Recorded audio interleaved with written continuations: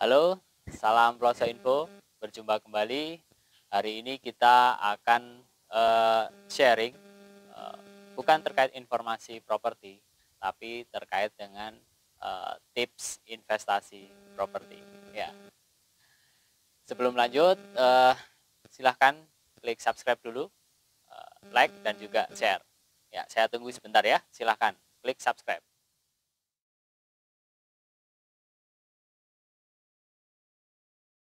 Ini, jika kita memiliki dana cash, katakanlah 1 miliar, kita pilih beli satu properti besar yang senilai 1 miliar, atau kita pilih beberapa properti kecil-kecil yang secara total nanti juga nilainya 1 miliar. Pilih mana? Oke, kita akan bahas dari beberapa faktor ya, beberapa sudut pandang. Lihat, yang pertama itu dari sisi biaya. Dari sisi biaya tentunya karena kita memang sudah range-nya 1 miliar ya, mungkin relatif sama ya. Cuman itu yang akan membedakan mungkin nanti adalah waktunya, waktu dari kapan kita mengeluarkan dana tersebut. Jadi kalau kita beli satu properti, properti yang besar, katakanlah rumah yang agak mewah gitu ya, senilai katakanlah 1 miliar. Itu kan kita akan keluar satu kali langsung keluar 1 miliar kan, seperti itu. Anggap saja ini untuk properti yang nanti sudah plus biaya-biaya ya, nanti 1 miliar gitu.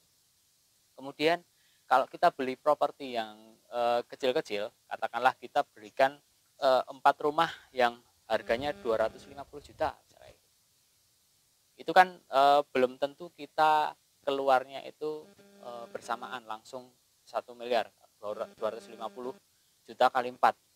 Bisa aja kita baru cocok satu, kita beli satu, kemudian beli dua, terus beli satu lagi. Nah, dananya sama 1 miliar, tapi keluarnya bisa berbeda. Nah, oke, yang berikutnya itu terkait dari sisi likuiditas. Jadi jika kita sudah memiliki satu properti yang senilai 1 miliar gitu, dan kita suatu saat ternyata kita membutuhkan dana ini, kita membutuhkan dana, dan kita hanya butuh dana sebenarnya katakanlah 500 juta.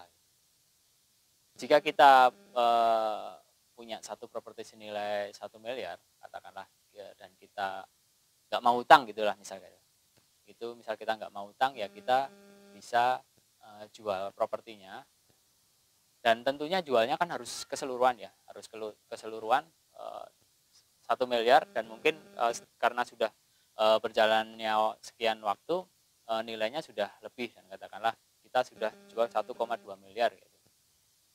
Sedangkan kalau yang kita punya beberapa properti, katakanlah tadi 4 unit rumah yang masing-masing 250 juta, dan mungkin dengan berjalannya waktu sekarang sudah 300 juta misalnya gitu.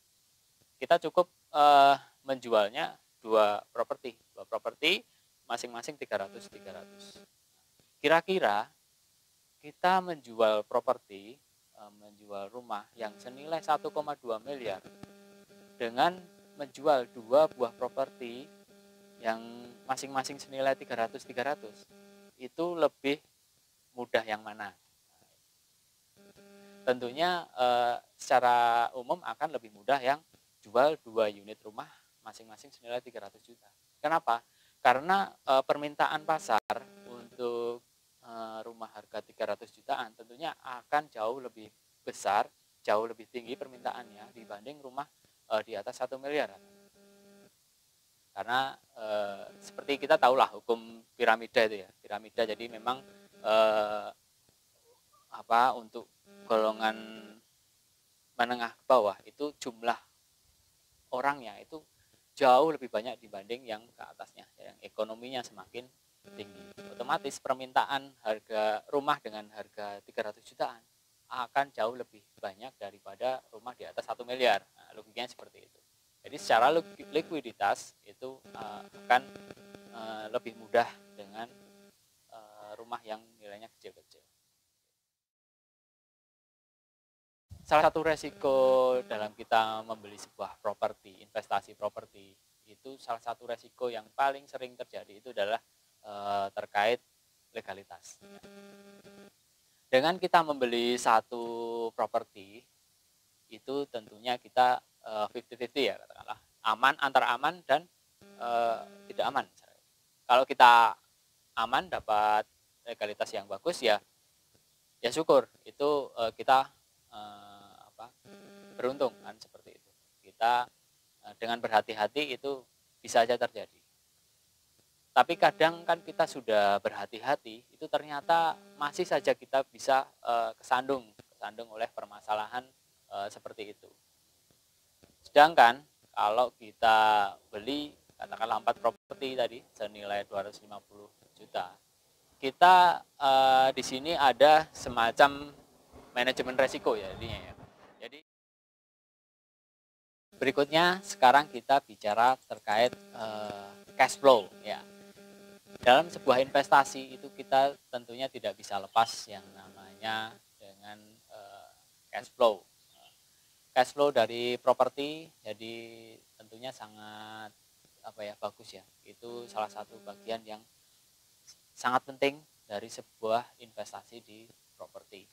Salah satu caranya tentunya yang secara umum kita adalah menyewakan properti kita, entah untuk untuk kantor atau mungkin untuk tempat tinggal atau untuk kos.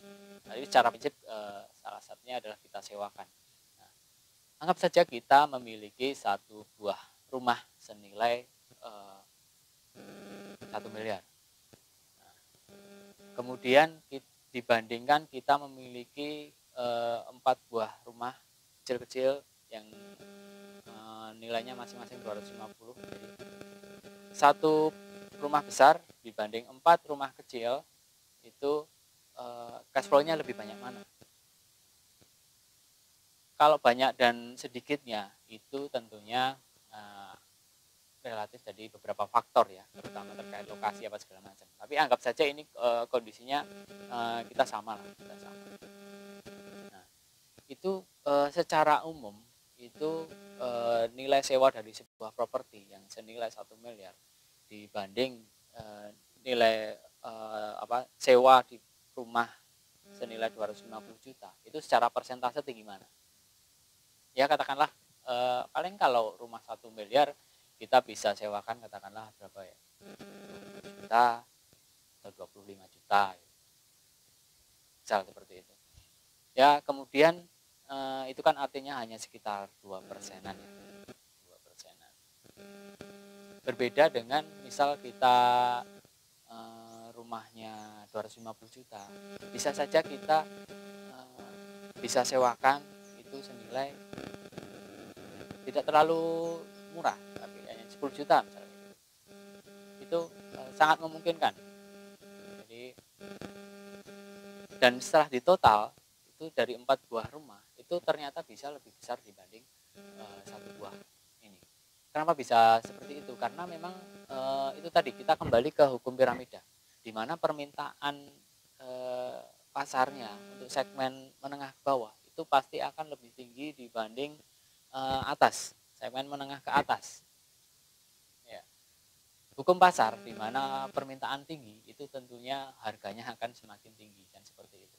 Jadi kita seperti kalau kita punya 4 unit rumah itu kita seperti orang jualnya eceran. Kita mungkin belinya sama ya gelondongan, tapi kita jualnya eceran.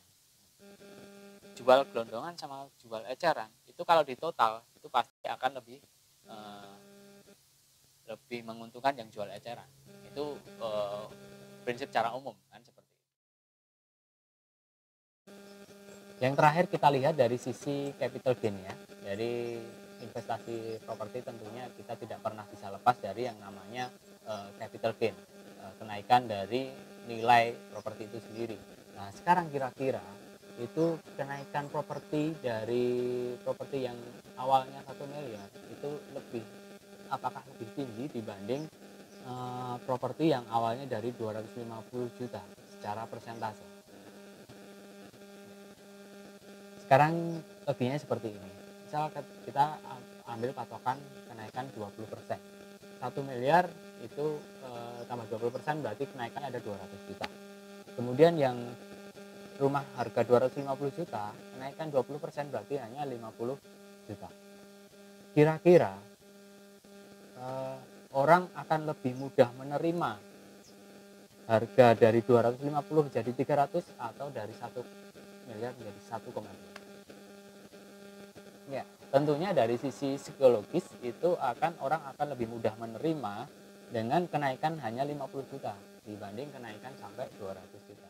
Walaupun ya, itulah beberapa pertimbangan dan beberapa faktor yang bisa saya sampaikan untuk saat ini. Nah, sekarang kita bisa ambil kesimpulan. Enaknya pilih investasi ke satu buah properti yang nilainya tinggi, atau kita investasi ke beberapa properti yang nilainya kecil-kecil. Nah, tadi kita sudah bahas masing-masing dari beberapa faktor. Nah, itu kita sekarang bisa memiliki pemikiran, keterbukaan yang wawasan yang lebih luas. Oke, sekian dulu untuk sharing hari ini. Semoga bermanfaat bagi kita semua. Next saya akan membagikan tips investasi lagi yang nanti dengan satu topik yang berbeda lagi. Tapi tetap investasi di properti. Oke, sekian dulu untuk sharing hari ini. Terima kasih sudah mengikuti video dari Pelosok Info. Dan tentunya sekali lagi saya ingatkan untuk subscribe dan juga like dan juga share supaya Anda selalu mendapatkan notifikasi setiap kali ada video-video terbaru dari Pelosok Info. Oke, sekian dulu. Sampai jumpa di video-video berikutnya. Salam Pelosok Info.